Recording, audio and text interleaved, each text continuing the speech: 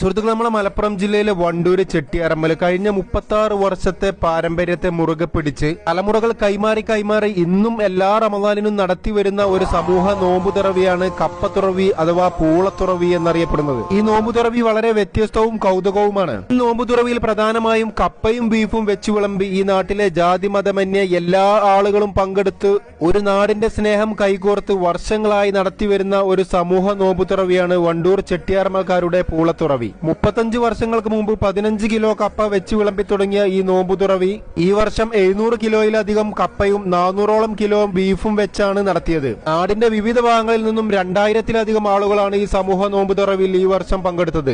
ഓരോ വർഷവും കപ്പയുടെ അളവും ആളുകളുടെ എണ്ണവും ഈ സമൂഹ നോമ്പുതുറവിൽ കൂടിക്കൊണ്ടേയിരിക്കുന്നു. ഈ നാട്ടിലെ ചെറിയ കുട്ടികൾ ഉൾപ്പെടെ ചെറുപ്പക്കാരായിട്ടുള്ളവരും മുതിർന്നവരും എല്ലാവരും കൈകോർത്ത് ഗ്രൂപ്പുകളായി എല്ലാ വർഷവും ഇതിനുവേണ്ടി പ്രവർത്തിക്കുന്നു. ഇനി മുന്നോട്ടും എല്ലാ വർഷവും ഇതുപോലെ ഈ സ്നേഹം കൈകോർക്കാൻ നമ്മുടെ നാടിന് സാധിക്കട്ടെ. വളർന്നു വരുന്ന പുതുതലമുറ ലഹരികൾക്കും മറ്റും അടിമപ്പെടാതെ ഒരു നാടിന്റെ സ്നേഹവും സന്തോഷവും പകരുന്ന ഇത്തരം പ്രവർത്തനങ്ങളിലേക്ക് കൈകോർത്ത് മുന്നോട്ട് വരാൻ അവർക്ക് സാധിക്കട്ടെ.